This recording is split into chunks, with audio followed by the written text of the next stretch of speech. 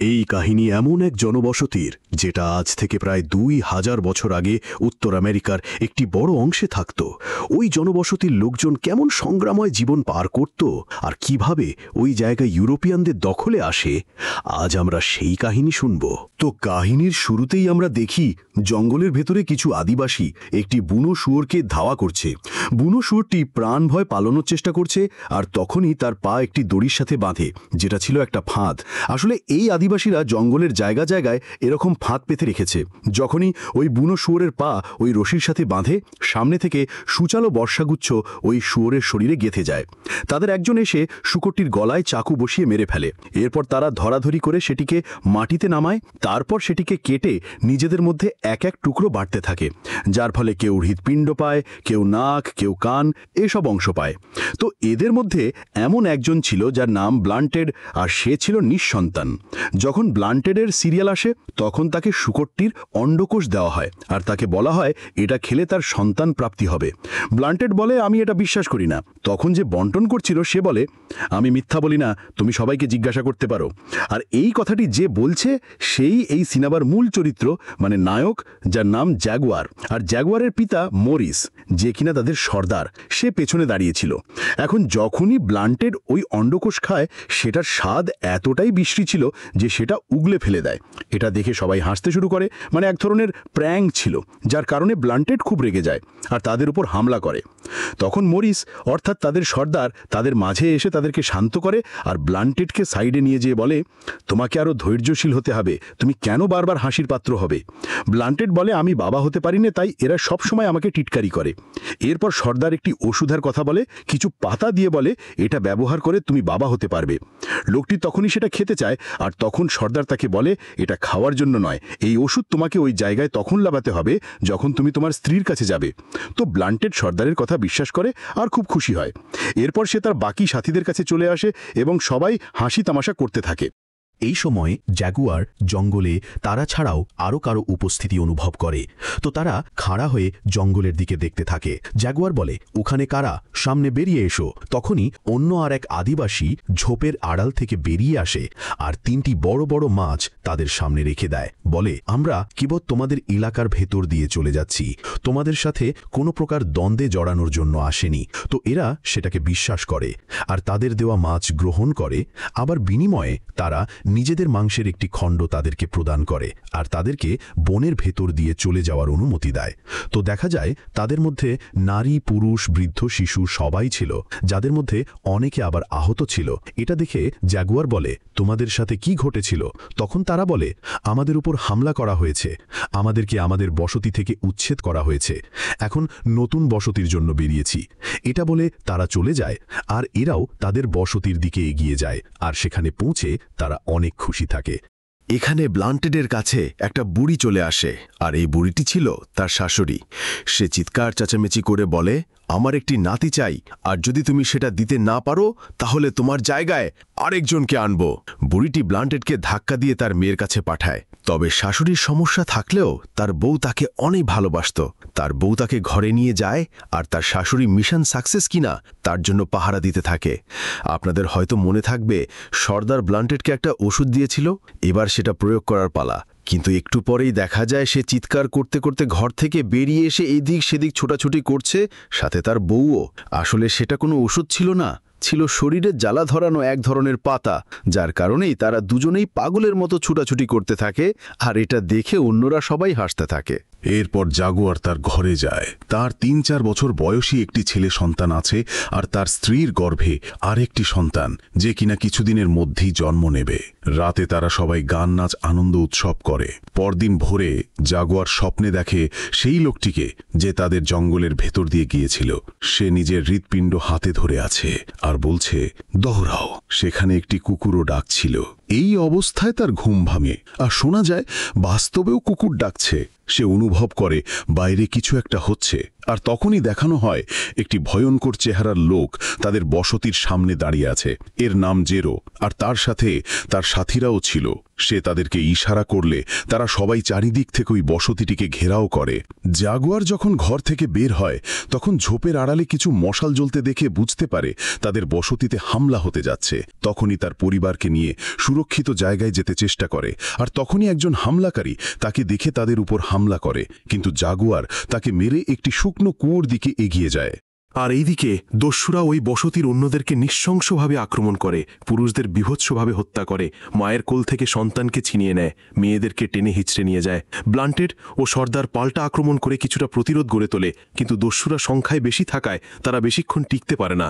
ব্লান্টেডকে জালে বেঁধে বেঁধেরোগ পিটিয়ে কাবু করা হয়, এক এক করে সকলকে হাত বা বেঁধে ফেলে, আর এক এক করে সবগুলো ঘরে আগুন ধরিয়ে দেয়। এদিকে জাগুয়ার তার স্ত্রীকে একটি রশির সাথে বেঁধে ধীরে ধীরে কুয়ার ভেতরে নামাতে থাকে, কিন্তু এই সময় একজন দস্যু সেটা আবার দেখে ফেলে, দৌড়ে তার কাছে আসতে থাকে। জাগুয়ার এটা দেখে রশি দ্রুত ছাড়তে থাকে যাতে করে তার স্ত্রীকে কুয়ার নিচে পাঠানো যায়, কিন্তু দস্যু খুব কাছে চলে এলে সে রশিটি ছেড়ে দেয়, ফলে তার স্ত্রী কুয়ার তলে আছড়ে পড়ে। জাগুয়ারের সাথে তার ধস্তাধস্তি শুরু হয়। এর ফলে একসময় দস্যুটি কুয়ায় পড়ে যেতে ধরলে জাগুয়ার তার পা চেপে ধরে। দস্যুটি দেখতে পায় যে কুয়ার ভেতরে তার স্ত্রী সন্তান রয়েছে, আর এটা দেখে সে ওই অবস্থাতেও খুশি হয়। তখনই জাগুয়ার তাকে আঘাত করতে করতে মেরে ফেলে। এরপর সে তার স্ত্রীকে বলে, আমাকে আমার দলের লোকজনকেও রক্ষা করতে হবে। যদিও তার স্ত্রী চাইছিল না যে সে তাদেরকে একা ফেলে চলে যাক, কিন্তু জাগুয়ার তার স্ত্রীকে ওয়াদা করে যে সে ফিরে আসবে। এটা বলে সে রশিটিকে একটি পাথরের সাথে বেঁধে দলের দিকে ছুটে যায়। সেখানে জাগুয়ার দস্যুদের মোকাবেলা করতে থাকে। তো দস্যুদের মধ্যে একজন, যার নাম ম্যাডলি, তার সাথে জাগুয়ারের ফাইট হয়।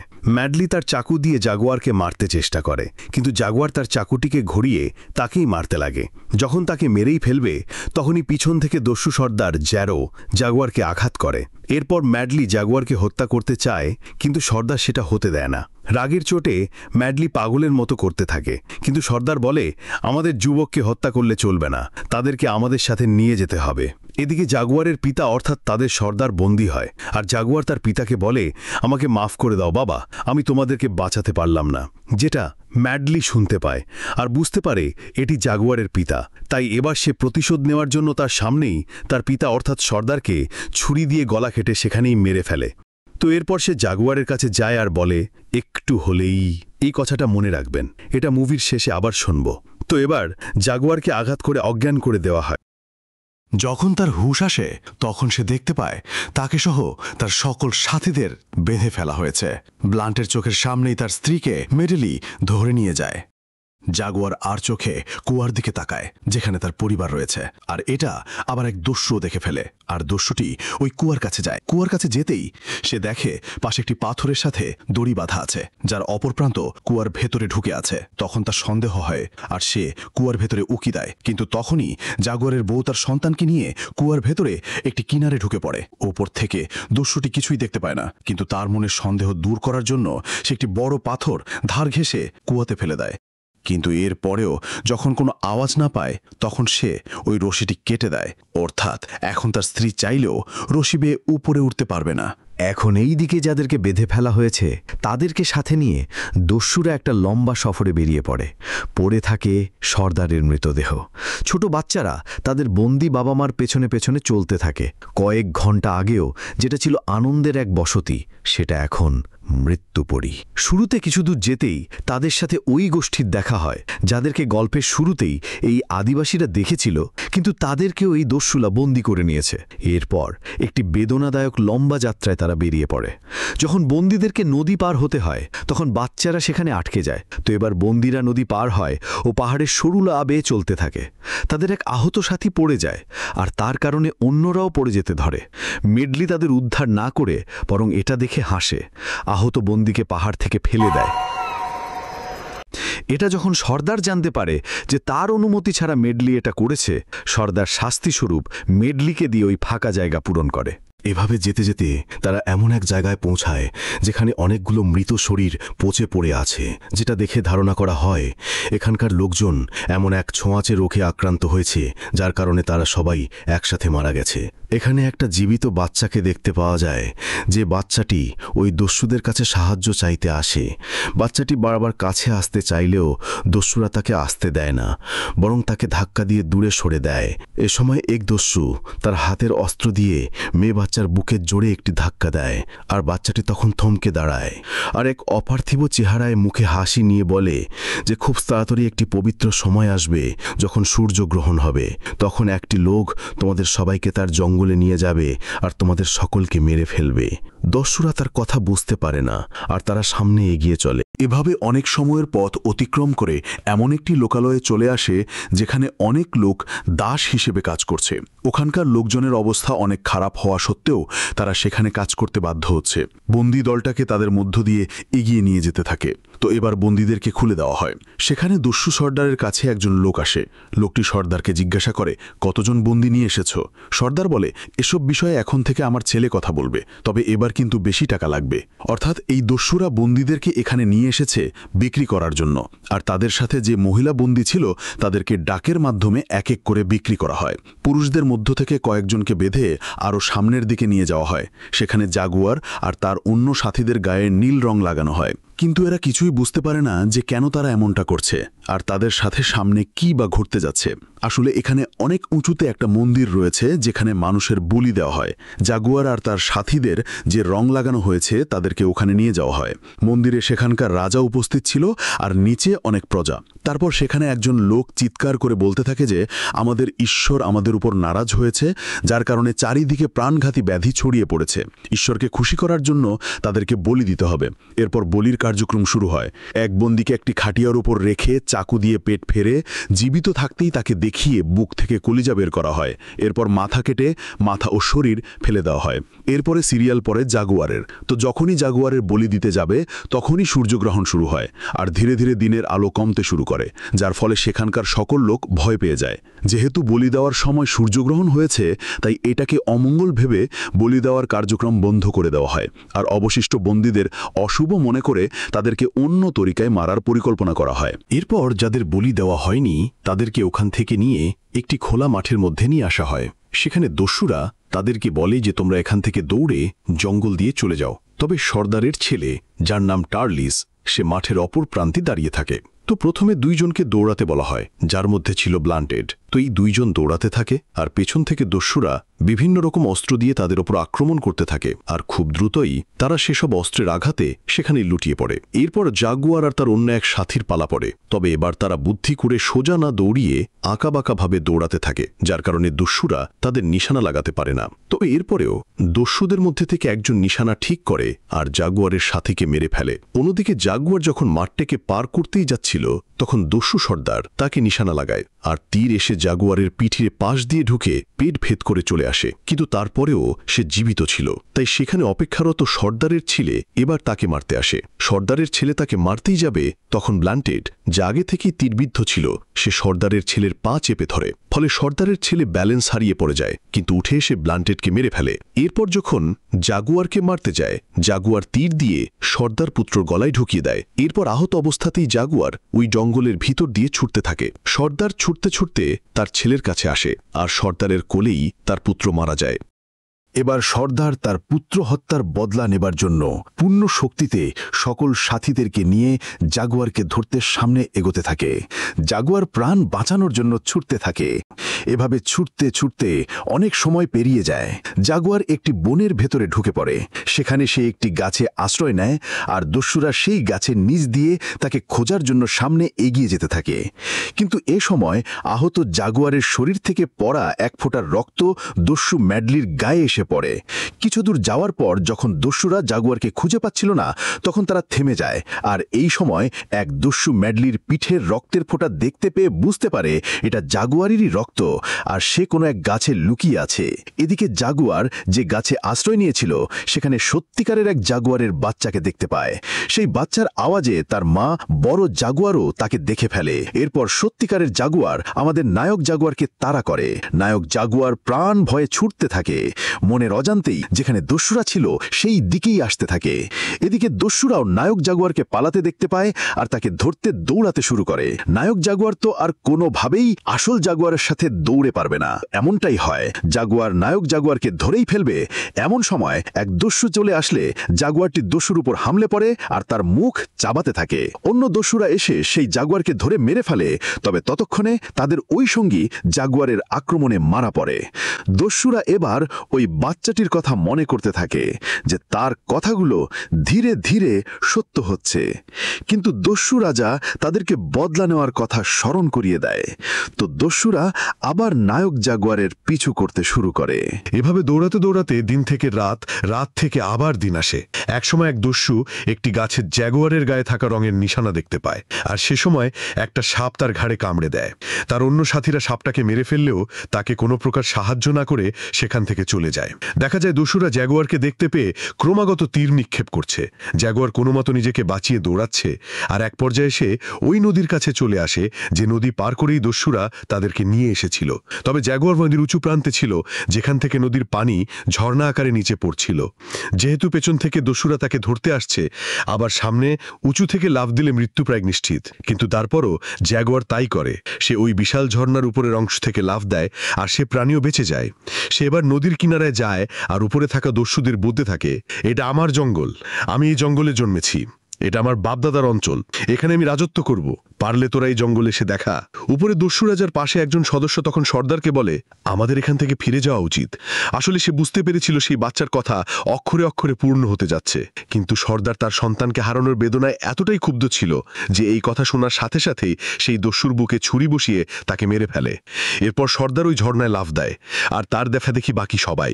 সর্দার সহ কয়েকজন বেঁচে গেলেও একজন ঝর্ণার নিচে পানির তলে থাকা পাথরে আঘাতে সেখানেই মারা পড়ে। জাগুয়ার তাদেরকে পানিতে লাফ দিতে দেখে সেও ঘাবড়ে যায়, আর সে আবার পালাতে শুরু করে। সে হঠাৎ করে একটি চড়া বালিতে পড়ে যায় এবং সেখানে ধীরে ধীরে ডুবে যেতে থাকে, কিন্তু সে হিম্মত ছাড়ে না। সে কোনোভাবে সেই চোরাবালি থেকে নিজেকে উদ্ধার করে মাটির ওপরে উঠে আসে, যে সময় তার সমস্ত শরীর কাদায় মাখা ছিল। সে কিছু একটা বুদ্ধি করে, সে নিজেই নিজেকে বলে, আমি জাগুয়ার, এটা আমার জঙ্গল, আর আমি ভীত নই। এরপর সে হেঁটে আসতে থাকে যেখানে তার সামনেই দস্যুরা দাঁড়িয়েছিল, কিন্তু দেখা যায় জাগুয়ার মাথার ওপর হাতে করে একটি ভোমরার চাক নিয়ে এসেছে। তার হাতে থাকা ভোমরের চাকটা তাদের দিকেই ছুঁড়ে দিতেই মুহূর্তেই ভোমরাগুলো দস্যুদের কামড়াতে শুরু করে। এদিকে দেখানো হয় জাগুয়ারের স্ত্রী ওই কুয়ার মধ্য থেকে বের হওয়ার জন্য একটি রশির আগায় একটি কাঠ বেঁধে উপরে আটকানোর চেষ্টা করে, কিন্তু কুয়ার মুখ এতই উপরে ছিল যে সে সেটা করতে পারছিল না। আর অন্যদিকে জাগুয়ার এবার তার অঞ্চলে শুধুমাত্র নিজের জীবনকে বাঁচানোর জন্য না পালিয়ে বরং কৌশলে দস্যুদেরকে আক্রমণের ছক কষতে থাকে। সে একটা গর্তের ভেতর থেকে একটা বিষাক্ত ব্যাঙকে ধরে আর কাঁটাওয়ালা গাছ থেকে কয়েকটা কাঁটা ছেড়ে নেয়। কাঁটাগুলো বিষাক্ত ব্যাঙের পিঠে খুঁচিয়ে কাঁটাগুলোর আগায় বিষ ভরিয়ে নেয়। সে একটি পানির ধারে এসে নিজেকে একটু পরিষ্কার করে আবার তার গায়ের নিশানাও ইচ্ছে করে মাখিয়ে দিয়ে যায়, আর সেখানে একটি চক্কর কাটিয়ে ওই দাগ মেশানো জায়গায় একটু ফাঁকে বসে পড়ে। সেখানে একটি পাতা ছেড়ে গোল করে মুড়িয়ে একটি ফাঁপা নল বানায়। দস্যুরা সেই নিশানা দেখে ছুটতে থাকলে জাগুয়ার ওই নলের ভেতরে বিষ মাখা কাঁটা ঢুকিয়ে ফু দিয়ে দস্যুদের মধ্যে দুর্বল হয়ে পড়া পিছিয়ে থাকা একজনকে নিশানা করে কাঁটা ছুড়ে দিলে কাঁটাটি তার পিঠে গলায় গেঁথে যায়। সে সেখানেই লুটিয়ে পড়ে। কোনো রকমে আওয়াজ দিলে তার সামনেই থাকা ম্যাডলি সেটা শুনতে পায়। সে পেছনে ঘুরে ফিরে আসতে থাকে, আর দেখা যায় আহত অবস্থায় পড়ে থাকা দস্যুর সমান দূরত্বে এক পাশে জাগুয়ার আর অন্য পাশে ম্যাডলি একে অপরকে দেখছে। জাগুয়ার পড়ে থাকা দস্যুর হাতের অস্ত্রটির দিকে নিশানা করে ম্যাডলি সেটা বুঝতে পারে, আর প্রথম দৌড় ম্যাডলি শুরু করে যাতে জাগুয়ারের হাতে সেই অস্ত্র না পড়ে। জাগুয়ার দৌড়াতে শুরু করে সেই অস্ত্র ধরতে। চরম উত্তেজনাকর মুহূর্তে দেখা যায় দুজন একে অপরের কাছাকাছি পৌঁছালে ম্যাডলি তার অস্ত্র দিয়ে জাগুয়ারকে আঘাত করে, আর অন্যদিকে জাগুয়ার মাটিতে ড্রাইভ দিয়ে সেই অস্ত্রটি ধরে ফেলে। ম্যাডলির অস্ত্রের আঘাত কিছুটা জাগুয়ারের কপালে লাগে, কিন্তু ততক্ষণে জাগুয়ার পড়ে থাকা দস্যুর অস্ত্রটি হাতে তুলে নেয় আর ম্যাডলিকে ক্রস করে তার পেছনে চলে আসে। ম্যাডলি এবার আন্দাজ করতে পারে তার সাথে কি ঘটতে পারে, কিন্তু তারপরও শেষ চেষ্টা হিসেবে সে অস্ত্র ঘুরিয়ে জাগুয়ারকে আঘাত করতে থাকে। কিন্তু ততক্ষণে জাগুয়ার উঠে দাঁড়িয়ে পূর্ণ শক্তি দিয়ে ম্যাডলির মাথায় এমন একটা বাড়ি বসায় ম্যাডলির আর কিছুই করার থাকে না। সে হাঁটু গেড়ে বসে পড়ে আর তার মাথা দিয়ে ফেটনি দিয়ে রক্ত বের হতে থাকে। মনে আছে মুভির প্রথম দিকে বলেছিলাম এই কথা আবার শুনব, তো ম্যাডলি শেষবারের মতো বলে আর একটু হলেই এরপর জাগুয়ার তাকে শেষ আঘাতটি করে তাকে পরপারের টিকিট ধরিয়ে দেয়। কিন্তু এরপর মুষলধারে বৃষ্টি শুরু হয়। জাগুয়ার বুঝতে পারে তার স্ত্রী সন্তানরা কতটা বিপদে পড়তে যাচ্ছে। তাই সে এবার তার স্ত্রী সন্তানকে বাঁচানোর জন্য ছুটতে থাকে। ওদিকে সর্দার ফিরে এসে মেডলির এই অবস্থা দেখে আর জাগুয়ারকে বরাবরের মতোই তাড়া করতে থাকে। বৃষ্টির পানি কুয়াতে পড়তে থাকে, আর এইদিকে জাগুয়ারের স্ত্রীর প্রসব বেদনা শুরু হয়। এ সময় জাগুয়ার সেই কুয়ার ধারে এসে তার স্ত্রী সন্তানকে ডাক দিলে স্ত্রী বলে, আমাকে দ্রুত এখান থেকে রক্ষা করো। কিন্তু অন্যদিকে দস্যুরা তাকে আক্রমণ করেই চলছে। দুজন দস্যু কুয়ার ভেতরে জাগুয়ারের স্ত্রীকে দেখতে পায়, তবে তারা জাগুয়ারের পিছনে ছুটতে থাকে। জাগুয়ার দৌড়াতে দৌড়াতে তার চিরচেনা জঙ্গলের এক জায়গায় থমকে দাঁড়ায়। একটু ঘুরেই সামনে দাঁড়ায় আর দেখে দস্যুরা যা তাকে নিশানা করে তীর ছুটছে। তীর এসে জাগুয়ারের বুকে বিদ্ধ হয়। সে তীর ভেঙে দস্যুর দিকে তাকিয়ে থাকে।